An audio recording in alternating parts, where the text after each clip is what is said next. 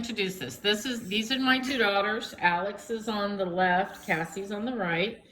And we are discussing learning math and how teachers always taught them funny songs. So talk to me about the other teacher, the teacher that taught you all the funny songs. Miss Schwinn, she was a good teacher, but the songs were just so the songs were very cringy. cheesy. They were very cringy, but everybody loved them. It's just it was such an fun way that everybody kind of just remembered. But only the people who wanted to remember it remembered it. People who didn't really need the song didn't really care for it, but it was for the people who kind of needed something to help them that really helped. And what were the songs about? Were they about how to solve a fraction, how to, like, I guess, subtract fractions, other things.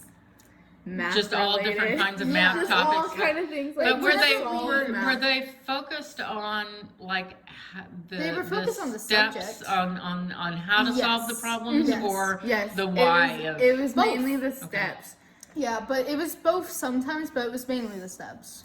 Okay. Yeah.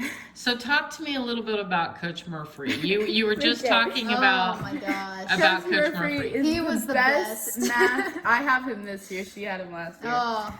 He's the best algebra and math teacher ever that I've ever had. Amazing. Because he, like, before he solves a problem, he asks why and, like, what do you do? And no one knows what the why is because that's not how we were taught. We were just taught to solve the problem and move on. It really opens a lot. And he explains it all, and he gives you notes about it, so you'll actually remember it. I still have his notes. I have all of his notes. I never keep threw them away, till college. I never threw away anything. I mean, I don't really look back at them because right now I don't really need them.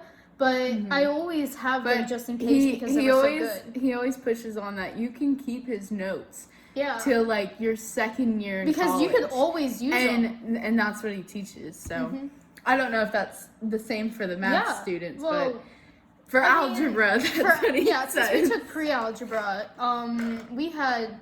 Did they have a different teacher or did they have the same teacher? What do you mean, for what? Does math and algebra, pre-algebra have Murphy?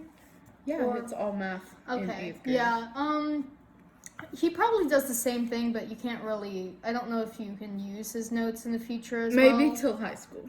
Yeah, maybe in your early high school. You're talking about 8th grade pre-algebra. Well, pre-algebra, we could literally use everything in college. I'm not sure about the regular math, because it was a lot, like, it was a less kind of a step back than what we were doing. So that was fun. So you both have taken 8th grade algebra, right? Yes. Well, I'm pre-algebra right now. Pre-algebra, right? So you took but that was 8th grade. No, that was 8th grade algebra, right? No, pre-algebra was in 7th grade. So I took algebra then, and now I'm taking geometry, then algebra 2, calculus. Okay, so Cass, just as an FYI, Cassie is currently in the 8th grade, and Alex is currently in the 9th grade. So we're talking about just recent history.